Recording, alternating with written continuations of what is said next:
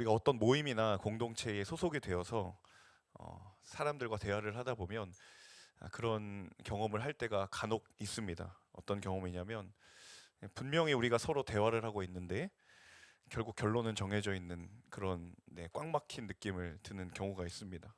나는 내 의견을 나름대로 열심히 피력하고 개진했는데 결국 돌아온 느낌은 차라리 이럴 거면 왜 대화를 했느냐 라고 생각하게 만들어지는 그런 대화들이 있습니다.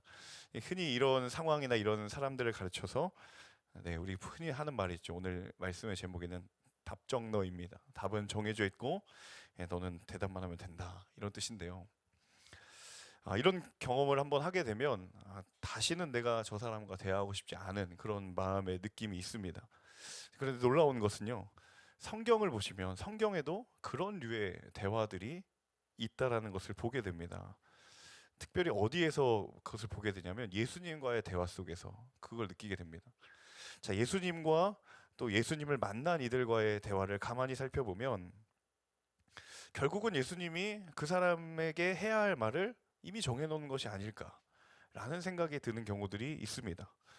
물론 우리가 그 답정너 같은 꽉 막힌 느낌은 아니지만 예수님은 이렇게 될 거면 차라리 나보러 그런 대답을, 그런 이야기를 하라고 차라리 속 시원하게 말씀하시지 왜 결국 예수님이 정해놓은 결론에 나는 도달했는가 라는 생각이 들 만큼 예수님이 정해놓은 답이 있는 것처럼 느껴지는 대화들이 있는 것이죠. 그런데 항상 그 대화의 결론에는 그 사람의 인생이 변하는 놀라운 능력이 있는 것을 보게 됩니다. 예수님이 한 사람의 인생에 찾아오셔서 그의 생각과 그의 마음을 만지시고 궁극적으로는 그의 인생의 방향을 바꾸시는, 그래서 예수님이 그 사람으로 하여금 정말 그 사람이 이 고백을 할 수밖에 없도록 인도하셨구나 라는 생각이 들게 하는 그런 대화가 있다라는 것이죠. 그리고 그 고백이 그 사람에게 인생을 변화시키는 영적인 마중물이 되었던 것입니다. 오늘의 본문의 대화를 가만히 살펴보면 마치 그런 것 같습니다. 베드로를 향하여서 이미 주님이 예비해 두신 말씀이 있었던 것과 같은 그런 만남이었다라는 것이죠. 부활하신 예수님이 오셔서 베드로에게 그 삶에 무엇을 남기셨는가? 그리고 부활하신 예수님이 베드로의 인생의 방향에 무엇을 말씀하셨는가? 그 베드로를 찾아오셔서 말씀하신 그 주님께서 이 시간 저와 여러분에게도 말씀하시는 그 은혜로 충만한 시간이 되기를 주님의 이름으로 축복합니다. 오늘 본문은 그 예수님이 베드로에게 나타나셔서 대화를 하는 장면인데요.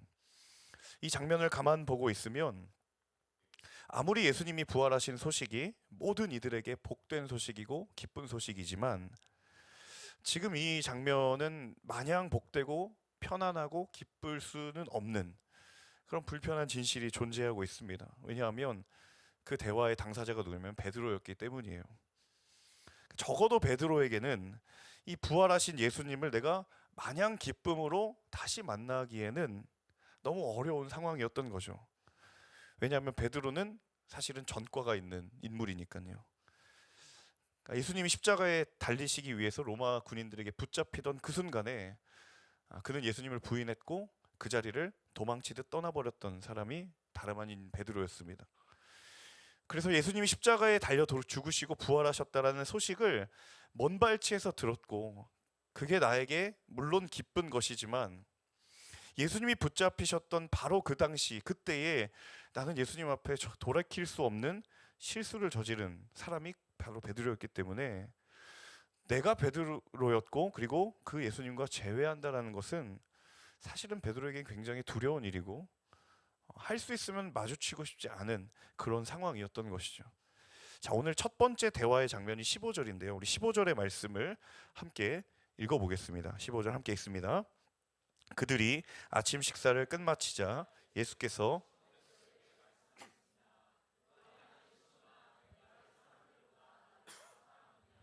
베드로가 말했습니다. 예, 주여, 제가 주를 사랑하는 것을 주께서 아십니다. 예수께서 베드로에게 말씀하셨습니다. 내 어린 양떼를 먹여라. 자, 예수님이 베드로에게 하셨던 첫 번째 질문이 무엇이냐면 요한의 아들 시몬아, 내가 이 사람들보다 나를 더 사랑하느냐? 자, 주님이 어떤 의도를 가지시고 그렇게 이야기한 것인지에 대해서 정확히 알 수는 없지만 예수님이 지금 베드로를 부른 호칭을 우리가 좀 주목해 볼 필요가 있을 것 같습니다. 자, 본문을 보니까 예수님이 베드로를 가리켜서 요한의 아들 시모나라고 부르셨습니다. 자, 베드로라고 하는 이름은 사실 나중에 예수님이 그에게 붙여주신 이름이었어요. 요한복음 1장에 보면 내가 요한의 아들 시몬이니 장차 개발하리라 라고 예수님이 말씀하시면서 그때 그의 이름이 베드로로 바뀌었거든요. 자, 그 말은 원래 그의 이름은 무엇이었냐면 시몬이었습니다. 자, 그런데 그의 이름을 지어주셨던 예수님께서 원래 베드로의 이름이었던 시몬, 다시 말해서 그 이전에 예수님을 아직 만나지 않았던 시절에 그때 그 시간에 자기가 가지고 있었던 그 이름의 정체성을 다시 끄집어내어서 말씀하시고 계신 거예요. 그러니까 베드로가 아직 시몬이었을 때, 아직 예수님을 만나지 못했을 때에 그의 삶의 모습들을 예수님이 말씀하시는 거예요. 자, 어떤 삶이었는가? 인생의 목적을 잃어버렸던 삶이었고, 아무리 내가 노력해도 인생의 한계와 마주할 수밖에 없었던 삶이 바로 시몬이었던 그의 인생이었던 것이죠. 자, 그의 평생의 직업이었던 어부. 그 어부로서의 축적된 인생의 경험이면 내가 삶을 살아가는데 부족함 없을 것이라고 그렇게 자신하고 그렇게 생각하면서 살아왔던 삶이 시몬이라고 여겼던 분리였던 베드로의 인생이었죠. 자, 그런데 바로 그 자리에서 베드로가 예수님을 만난 경험을 했습니다. 자, 아니나 다를까 오늘 이 대화가 이루어지는 장면이 21장 맨 앞절에 보시면 디베랴 호수라고 그렇게 되어 있거든요. 이 디베랴라고 하는 곳은 갈릴리 호수의 인근 지명입니다. 근데 갈릴리는 어떤 곳이냐면 베드로가 처음 예수님 만나고 그물을 버려두고 내가 주님 따르겠다라고 그렇게 결단했던 곳이에요.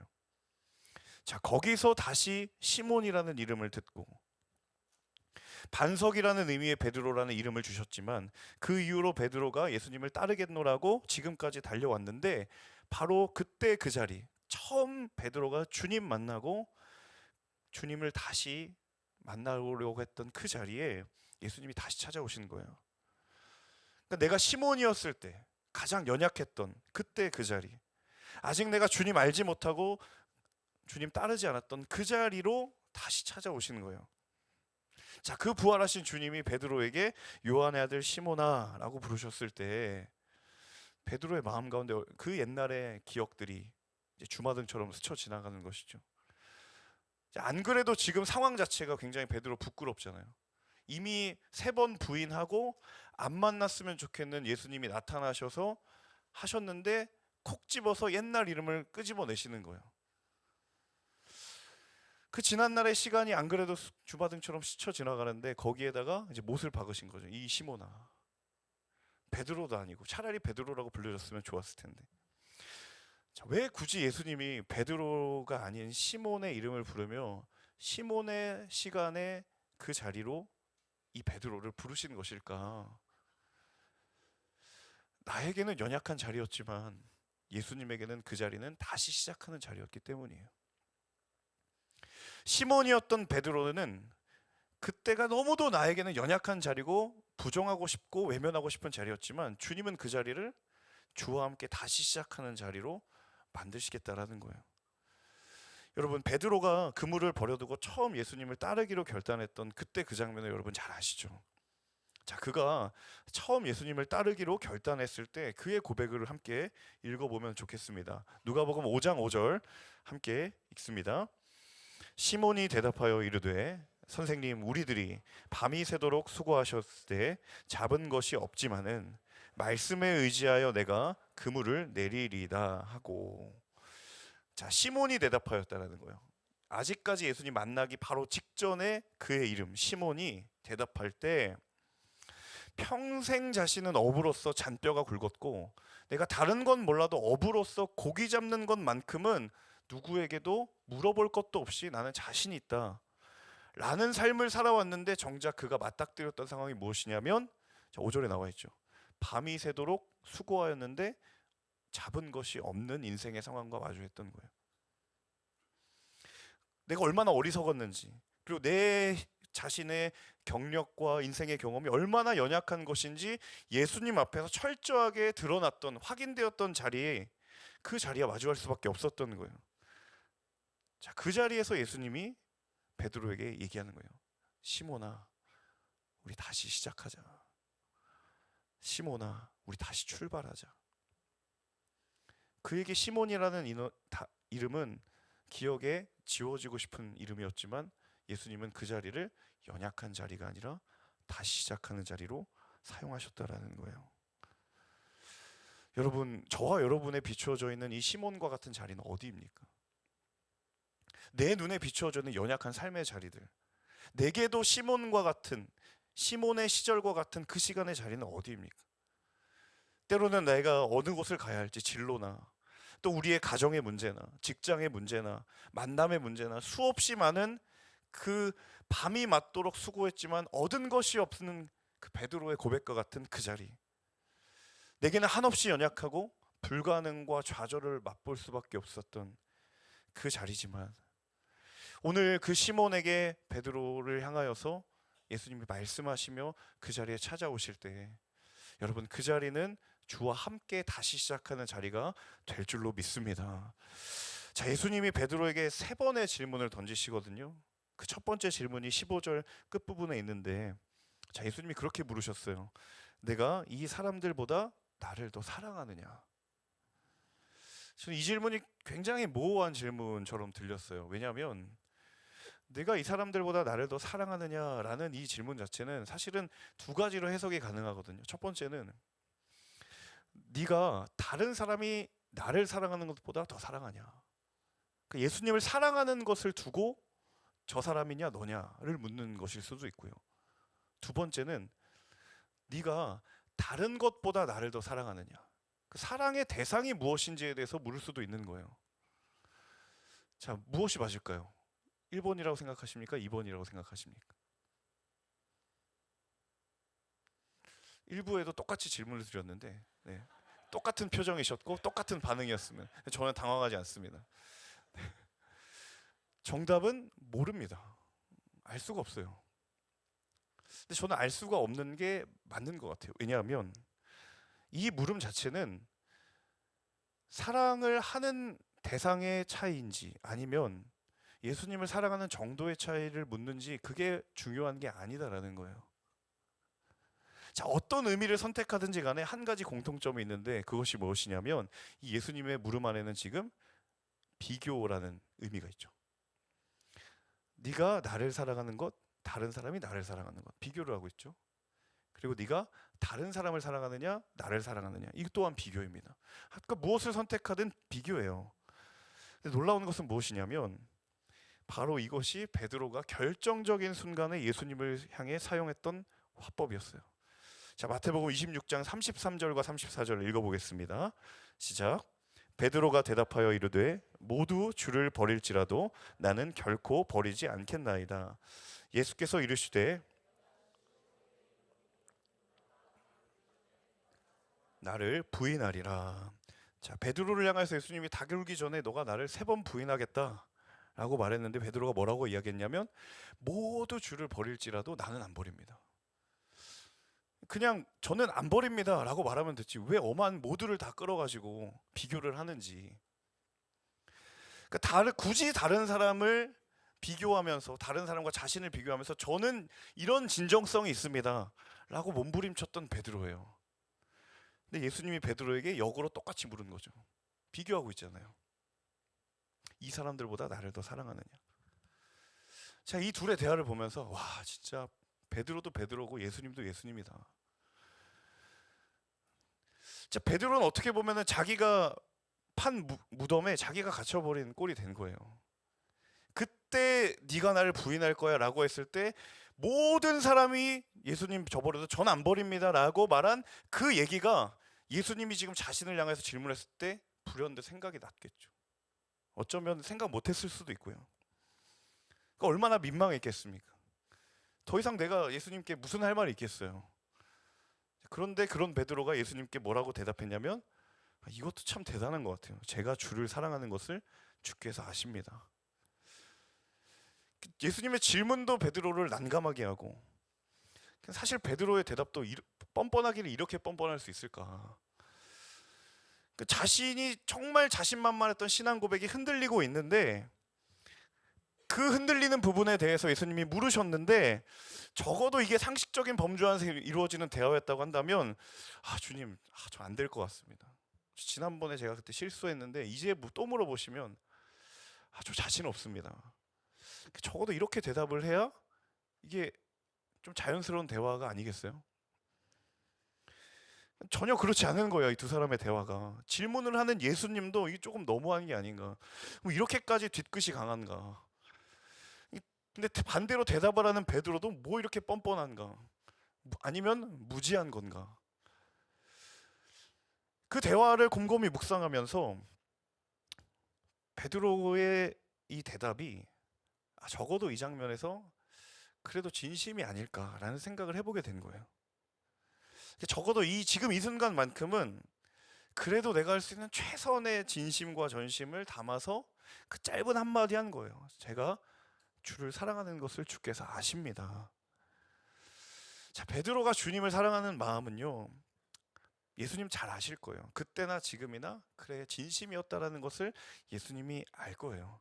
그런데 그 옛날의 베드로의 고백과 지금의 고백이 한 가지 다른 것이 있다면 그것이 무엇인가? 이제 그는 자기 자신의 의지를 믿을 수가 없다라는 것을 깨닫고 난 뒤에 한 고백이에요. 자, 이전에 베드로가 예수님을 향하여서 사랑한다라고 고백했을 때는요, 예수님을 사랑하는 것도 예수님을 따르는 것도 내가 의지와 열정만 있으면 이거 할 수 있다라고 생각을 해왔어요. 그러니까 그렇게 얘기했잖아요. 모두 주를 버릴지라도 저는 안 버립니다. 자신의 의지와 열정으로 온전히 그걸 다 이루어낼 수 있을 거라고 확신하면서 살아왔던 인생입니다. 그런데 그 확신과 믿음이 철저하게 무너지는 경험을 한 거예요. 그게 십자가 사건이었죠.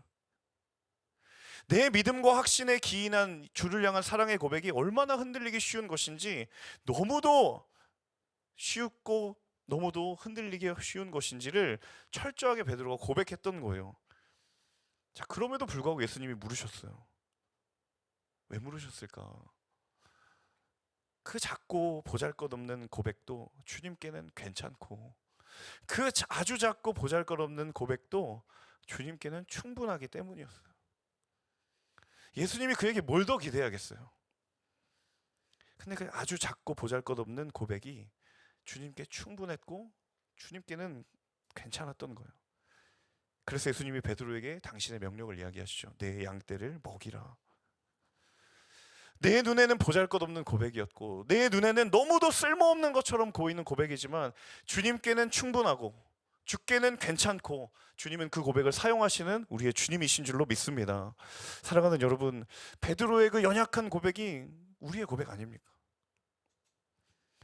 내가 자신하면서 하나님 앞에 믿음을 가지겠노라고 선포했지만 돌아서면 무너지는, 이 한 주의 첫 번째 날에 예배를 드리고 이 예배당 문을 나가는 순간 무너질 수 있는 것이 나라는 것을 내가 너무 잘 알고 주님이 너무 잘 알잖아요. 그럼에도 하나님이 우리를 부르셨고, 그럼에도 우리가 하나님의 인도하심을 따르려 한다는 그 이유가 무엇인가? 주님은 그럼에도 왜 나를 부르시는가? 그 고백이, 우리의 고백이 그의 사랑 안에 거하고 주님은 그것을 그냥 사용하시겠다라는 거예요. 사랑하는 여러분, 우리의 고백보다 하나님의 행하심이 온전한 줄로 믿습니다. 우리의 다짐보다 하나님의 부르심이 완전한 줄로 믿습니다. 우리는 그 이유 하나 때문에 여기에서 예배하는 그러한 하나님의 자녀들인 줄로 믿습니다. 여러분, 그 안에 거하는 저와 여러분 될 수 있기를 주님의 이름으로 축복합니다. 이어지는 16절의 말씀 같이 읽겠습니다. 16절 함께 읽습니다. 예수께서 베드로에게 다시 말씀하셨습니다. 요한의 아들 시몬아, 내가 나를 예 주여, 제가 주를 사랑하는 것을 주께서 아십니다. 예수께서 베드로에게 말씀하셨습니다. 내 양떼를 쳐라. 바로 직전 15절에 이 사람들보다 네가 나를 사랑하느냐라고 물으셨는데, 이제는 예수님의 물음이 살짝 바뀌었어요. 어떻게 바뀌었냐면 네가 나를 사랑하느냐. 비교의 대상이 사라졌어요. 첫 번째 질문은 누군가와 비교를 하고 있었는데 두 번째 질문부터는 온전히 그 물음이 베드로에게 집중되고 있어요. 이어지는 17절의 세 번째 물음도 이제는 베드로를 향하여서만 질문이 던져지고 있어요. 자, 이전까지 제자들 그리고 베드로에게 있어서 예수님은 믿어야 할 대상, 따라야 할 대상이었어요. 처음 제자들을 부르시고 그리고 공생의 사역에 그들이 예수님과 함께 했던 그 모든 순간에 제자들에게 있어서 예수님은 우리가 믿고 따라야 할 우리의 선생님이다. 우리의 주님이시다. 그게 그들의 고백이었거든요. 자, 그런데 예수님이 십자가를 지신 사건이 우리의 믿음이 한순간에 무너져 버리는 사건으로 그들에게 다가오는 거예요. 지금까지 우리가 믿고 따랐던 주님이 죽으셨어요. 그 믿음의 대상이 사라졌어요. 자신이 믿고 따랐던 예수님이 십자가에 못 박히는 경험을 하게 되면서 더 이상 우리에게 믿음이라는 게 뭔가, 도대체 우리가 따라하고 우리가 그 믿음을 드렸던 이 주님은 누구인가, 더 나아가서는 내 믿음을 장담할 수 없고 내가 누구에게도 그 믿음을 자신할 수도 없는 것이 되고 말았던 것이죠. 이전에는 예수님을 향한 믿음이 내가 전부라고 생각했고 그 믿음이 가능할 것이라고 생각했는데 그 예수님의 십자가 사건은 철저하게 그게 무너지는 패배감과 좌절로 그들에게 다가온 거예요. 자, 그런 베드로에게 예수님이 네가 나를 사랑하느냐라고 묻는 물음은 도대체 어떤 의미인가? 다른 어떤 것보다 사랑이 우선되어야 한다는 주님의 마음이 담겨져 있는 것이죠. 그들이 처음에는 주님을 믿는 대상으로 생각했지만 예수님은 반대로 물으시는 거예요. 주님을 사랑하는 것으로부터 믿음이 출발했던 거죠. 그 베드로를 향한 예수님의 사랑의 물음의 본질이 무엇이냐면, 예수님을 사랑하지 않고 믿는다면 너희들이 가지고 있었던 믿음이 얼마나 연약하고 흔들리기 쉬운 것인지를 그 물음 하나로 그들에게 깨닫게 만드신 거예요.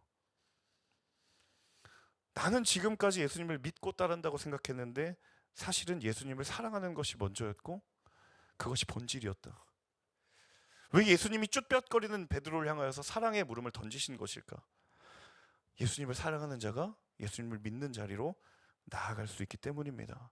그래서 여러분, 믿음이 시작되는 것은 언제나 사랑의 자리인 줄로 믿습니다. 여러분, 부모가 자녀를 믿기 때문에 사랑할까요? 사랑하기 때문에 믿을까요?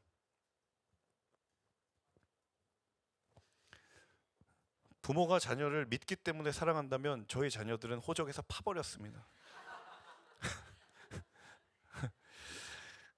자녀가 부모의 믿음과 기대를 저버리는 순간이 얼마나 많습니까?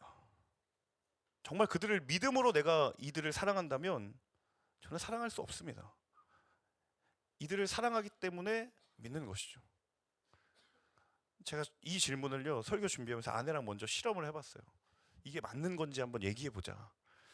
믿음이 먼저인가 사랑이 먼저인가. 저희 아내가 1초의 망설임도 없이 얘기했어요. 당연히 사랑이지. 여러분, 부부가 서로를 믿기 때문에 사랑합니까? 만약에 그렇다고 한다면 때로 서로를 향한 믿음과 기대가 실망으로 다가올 때 그 사랑을 거두어야 합니다. 거두어지지 않습니다. 왜냐하면 그 관계는 사랑으로부터 출발한 관계이니까요. 하나님과 우리의 관계가 믿음으로부터 출발했다라고 한다면 우리도 베드로와 똑같은 흔들리는 고백 위에 서 있을 수밖에 없었을 거예요. 그런데 하나님과 우리의 관계는 사랑으로부터 출발한 관계였기 때문에 그래서 우리가 주님을 믿는 것이죠. 사랑하는 여러분, 하나님께서 우리를 믿기 전에 먼저 사랑하셨음을 기억하실 수 있기를 소망합니다. 그러므로 우리도 하나님을 사랑함으로 믿는 거예요. 저는 우리의 기도가 회복되기를 원합니다. 하나님, 제게 흘러넘치는 사랑으로 충만케 하여 주시옵소서. 그 사랑을 힘입어 내가 주를 믿을 수 있습니다. 주를 향한 믿음을 고백할 수 있습니다. 하나님, 내게 하나님의 사랑을 충만하게 부어 주시옵소서. 그 사랑을 경험한 자가 믿음의 자리로 나아갈 수 있으니 하나님, 그 믿음의 고백이 나에게 너무도 작고 보잘것없는 고백이지만 주님을 향하여서 그것이 귀하게 여겨주시고 주님이 그것을 사용하시겠다라고 한다면 하나님, 내 고백이 다시 시작되기를 원합니다. 주님, 주를 사랑하는 그 고백으로 살아가게 하여 주시옵소서. 저와 여러분에게 다시 시작되어야 할 고백이 있다면 바로 오늘 이 베드로의 고백. 네 주님, 제가 주를 사랑합니다. 주님을 사랑하기 때문에 연약한 믿음이 온전해질 수 있고, 주를 사랑하기 때문에 내가 부르심과 사명의 자리로 나아갈 수 있고, 주님을 사랑하기 때문에 내가 오늘도 당신의 자녀로 살아갈 수 있는 저 여러분 모두가 될 수 있기를 주님의 이름으로 축복합니다. 제가 공동체에 1주차로 오시는 새가족분들을 매주 만나는데 어떻게 오셨는지 여쭤보는데, 최근에 이런 사연을 가지셨던 분이 계셨어요. 그분은 18살까지 교회를 다니시다가 교회의 발걸음을 끊었어요. 그리고 10년이 훌쩍 지난 시간이 돼서 다시 교회로 나왔어요. 저는 그런 분들이 너무 놀랍거든요. 그 영혼의 단절의 기간이 10년, 12년, 15년 이렇게 되는 거예요. 그래서 제가 너무 신기해서 어떻게 이렇게 오시게 됐냐. 또 그런 분들이 혼자 오세요. 근데 그런 분들은 굉장히 덤덤하게 대답을 합니다. 근데 저는 막 알고 싶은 거예요. 꼬치꼬치 캐묻는데 도인과 같은 대답을 그냥 교회 나와야 될 것 같아서 왔어요. 물론 그럴 만한 충분한 이유와 사연이 말 못할 이유들이 있을 거라고 생각합니다. 그런데 여러분, 그분이 이 예배당에 나오기까지 무슨 생각을 하면서 걸어왔을까 곰곰이 생각해 보는 거예요. 저는 모태신앙이었기 때문에 그 발걸음이 도대체 어떤 것인지 감히 생각이 안 되는 거예요. 오늘 베드로가 예수님을 다시 만나는 장면에 그 마음 같지 않았을까? 너무도 민망하고 너무도 부끄러운데 그럼에도 불구하고 왜 다시 올 수밖에 없을까? 무엇이 그 사람을 교회로 다시 오게 만든 것일까? 다시 시작하자. 사실은 10여 년이 지난 훨씬 전부터 계속해서 말하였지만 이제서야 그 음성이 들리고 그게 나를 향한 소리인 줄 알고 다시 찾아온 그 발걸음을 하나님이 얼마나 기뻐하실까? 비록 나의 시선에 부족해 보이고 불완전해 보이지만 하나님 당신의 뜻대로 이룰 수 있는, 정말 말 그대로 주님 답정 넣으셔도 좋사오니 하나님 내 삶을 인도해 주십시오. 그 믿음의 고백이 저 여러분의 고백이 될 수 있다면 주와 동행하는 그 모든 믿음의 걸음이 천국이 될 줄로 믿습니다. 제가 말씀을 마무리하면서 이 베드로와 예수님이 만남에, 이건 만약입니다. 이건 성경에 근거가 없으니까요. 제 묵상인데, 예수님이 베드로를 향해서 노래 한 곡을 뽑으셨다면 무슨 노래를 하셨을까? 근데 딱 한 곡이 떠오르더라고요. 오늘 이 찬양 부르고 함께 기도할 텐데 그 찬양의 가사 고백을 잘 기억하면서 내가 베드로의 마음이라면 주님이 나를 향하여 이렇게 말씀하실 때 나는 무엇을 기도해야 할까? 오늘 이 찬양하는 가운데에 우리가 함께 그 믿음의 고백을 드렸으면 좋겠습니다. 그 찬양을 듣는 중에 베드로가 그렇게 생각했겠죠. 다시는 이제 떠나지 말아야 되겠다라는 생각이 가장 컸을 것 같고, 그때 내가 왜 그랬을까? 후회가 밀려왔을 것 같고, 그래도 주님 이제라도 좋으니 다시 저한테 와주셔서 고마웠을 것 같고, 여러 복잡한 마음들이 막 교차하면서 그냥 말없이 눈물을 흘리고 예수님한테 안기었지 않았을까? 여러분, 매일 한 주의 한 주의 삶이 그런 베드로의 반복된 삶 같아도 그래도 우리는 그 작은 연약한 고백으로 주님의 마음을 움직이는 하나님의 자녀인 줄로 믿습니다. 우리 찬양의 가사를 우리의 고백으로 드리며 함께 기도하겠습니다.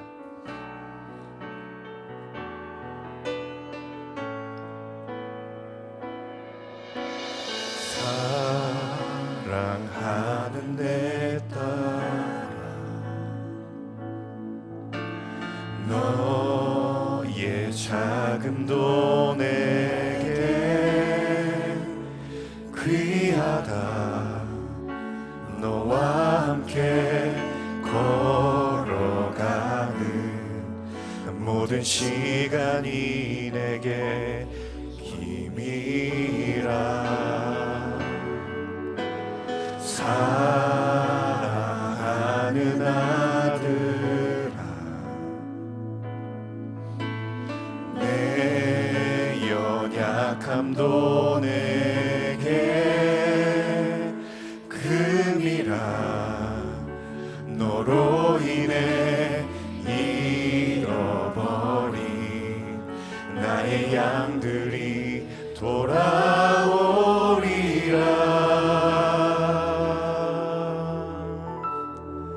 조금 느린 듯해도 기다려주겠니?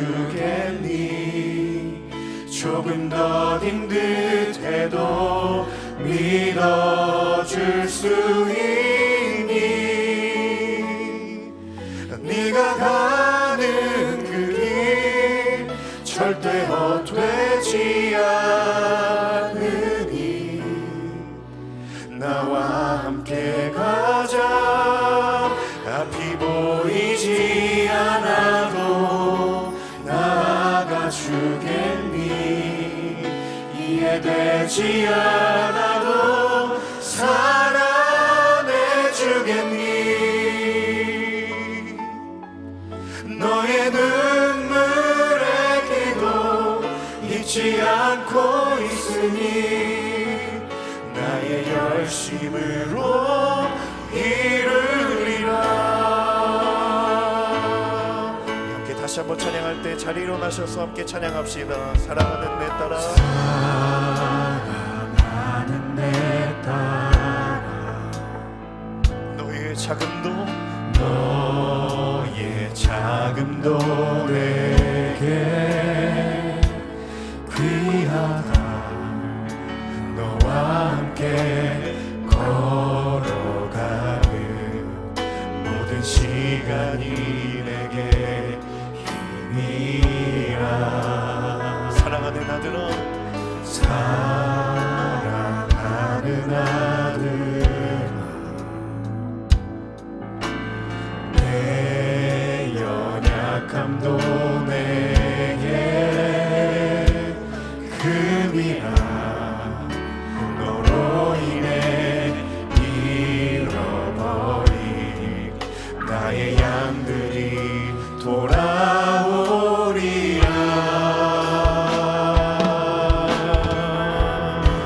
조금 느린 듯해도 기다려주겠니?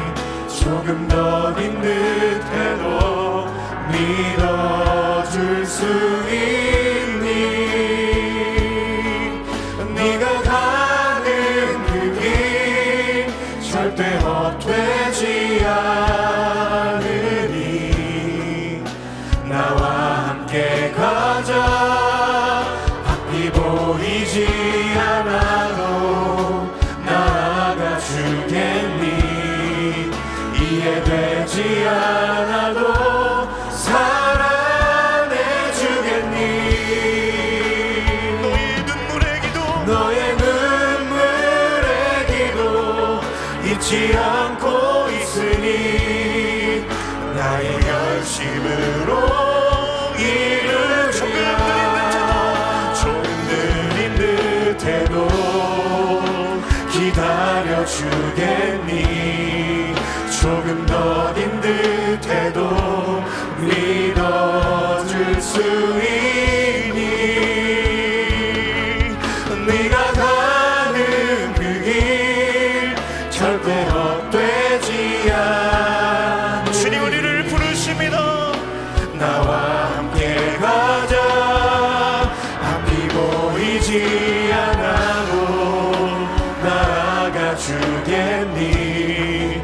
이해되지 않아도 사랑해 주겠니? 너의 눈물의 기도 잊지 않고 있으니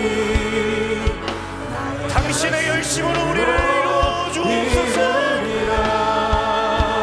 조금 느린 듯해도 기다려주겠니? 조금 더딘 듯해도 믿어줄 수 있니? 네가 가는 그 길 절대 헛되지 않으니 나와 함께 가자. 앞이 보이지 않아도 나아가 주겠니? 되지 않아도 사랑해주겠니. 너의 눈물의 기도 잊지 않고 있으니. 우리 마지막으로 다시 한번 찬양하며 나아갑시다. 조금 느린 듯해도, 조금 느린 듯해도 기다려주겠니. 조금 더딘 듯해도 믿어줄 수 있니. 네가 가는 그 길 절대 헛되지 않으니. 나와 함께 가자. 보이지 않아도 나아가주겠니. 이해되지 않아도 사랑해주겠니. 너의 눈물의 기도 잊지 않고 있으니. 나의 열심으로 이루리라. 천번을 불러도 내 눈에는 눈물이 멈추지 않는 것은 십자가의 그 사랑. 나를 살리려 하늘 보자 버리신 사랑하신 분, 그분이 예수여. 천번을 불러도 내 눈에는 눈물이 멈추지 않는 것은 십자가의 그 사랑. 나를 살리려 하늘 보자 버리신 사랑하신 분. 우리 마지막으로 다시 한번 찬양하며 우리 사랑의 고백으로 나아갑니다. 천번을 불러도 내 눈에는 눈물이 멈추지 않는 것은 십자가의 그 사랑. 나를 살리려 하늘 보자 버리신 사랑하신 분, 그분이 예수요. 천번을 불러도 얘 눈에는 눈물이 멈추지 않는 것은 십자가의 그 사랑. 나를 살리려 하늘 보자 버리신 나를 사랑하신 분, 그분이 예수요.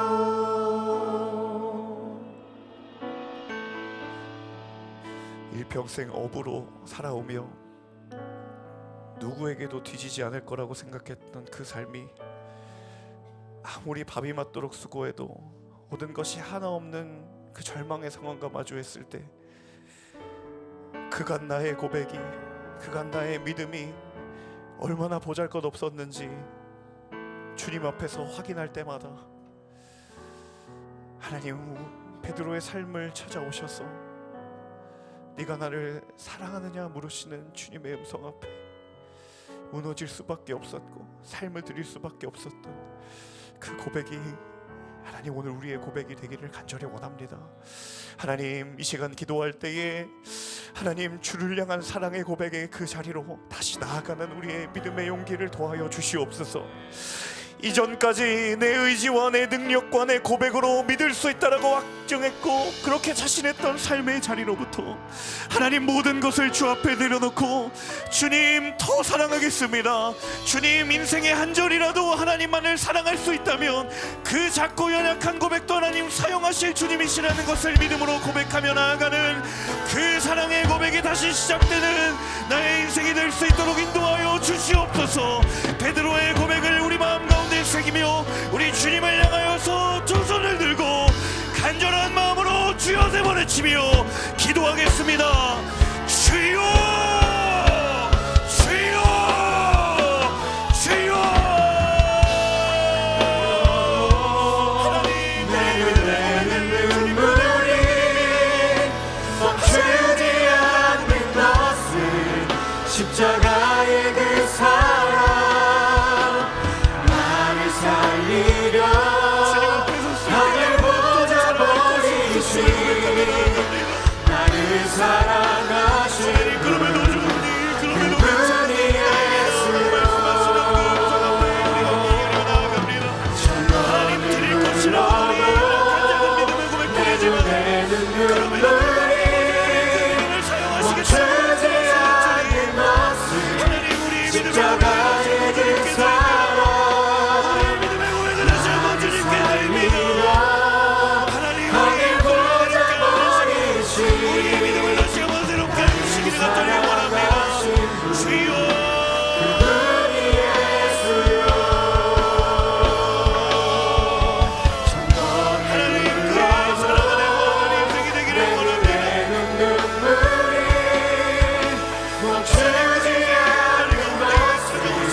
십자가의 그 사랑 하나님 우리가 그 고백으로부터 다시 시작하기를 원합니다.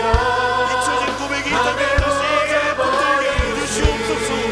희미해진 고백 가운데 하나님 주의 은혜로 다시 한번 그 고백으로 인도하여 주시옵소서. 주님 우리의 고백을 사용하여 주시옵소서. 하나님 우리의 연약한 고백을 주님 멈추지 않는 것은 십자가의 그 사랑 나를 살리려 하늘 보자 버리신 나를 사랑하신 분 그분이 예수여. 이 시간 한 번 더 기도할 때 하나님 그 사랑에 감동한 베드로가 향했던 곳은 그 사랑이 필요한 것이었고 그 사랑이 전해져야 할 곳이었습니다. 하나님 주의 사랑에 거하는 우리의 인생이 하나님 나를 어딘가로 부르시고 나에게 사명을 모이실 때 하나님 그 사명의 자리로 나아가는 하나님의 사람 되게 하여 주시옵소서. 내 안에 무너진 곳이 있다라고 한다면 그 무너진 자리가 주의 은혜와 사랑으로 다시 세워지는 은혜 역사가 있게 하여 주시옵소서. 내 일상의 예배가 회복될지어다. 말씀을 묵상하는 열정이 다시 일어나게 될지어다. 골방의 예배가 회복될지어다. 이 시간 결단하는 마음으로 주여 한번 외치며 기도하며 나아가겠습니다. 주여 말씀으로 하나님 아버지 마음으로 하나님 우리의 무너진 자리를 보여주시는 아버지 하나님 무너진 자리를 다시 한번 태우기 위하여 나아갑니다. 하나님 우리의 직장의 자리가 회복의 자리라고 한다면 아버지 하나님 나아갑니다. 주여 말씀이 유신되어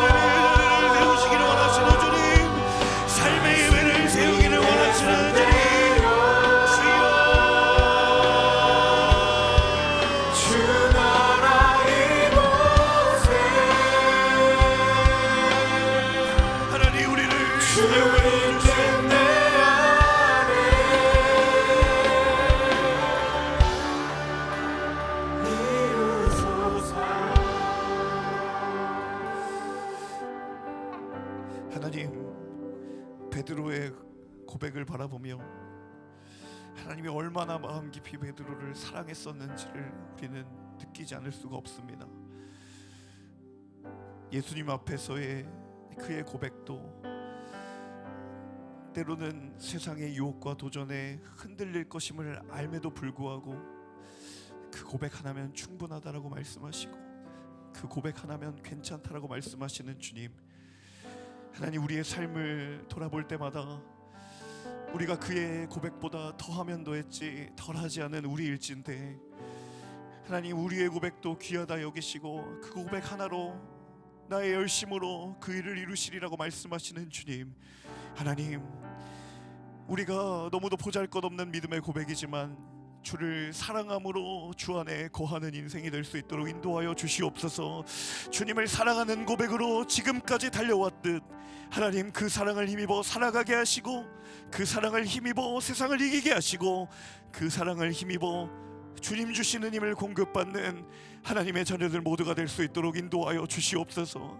사랑하는 딸아, 너의 연약함도 내게는 귀하다고 말씀하시는 주님, 사랑하는 아들아, 너의 부족함도 내게는 크다고 말씀하시는 주님, 하나님, 하나님의 열심이 우리의 부끄러움 투성이인 연약함보다 더 크고 온전하심을 우리가 믿음으로 고백하오니 아버지 하나님, 주와 동행하며 그 사랑의 걸음을 함께 걸어가는 하나님, 모든 당신의 백성들, 귀한 예배자들 될 수 있도록 인도하여 주시옵소서. 때로 또 넘어질 수도 있을 것 같은 그 모습일지라도 그것을 너무나도 잘 아심에도 불구하고 우리를 품으시는 그 주의 사랑이 오늘도 우리를 살아가게 하시고 오늘도 우리를 다시 예배 자리로 나아오게 하시니 하나님, 우리가 주의 손에 붙들린 인생이 될 수 있도록 주님 우리와 동행하시고 은혜를 도하여 주시옵소서. 그렇게 하실 주님의 이름을 찬양하고 감사드리오며 이 모든 말씀 살아계신 주 예수님의 이름으로 감사하며 기도합니다. 아멘. 우리 하나님께 감사와 영광의 박수 올려드리겠습니다.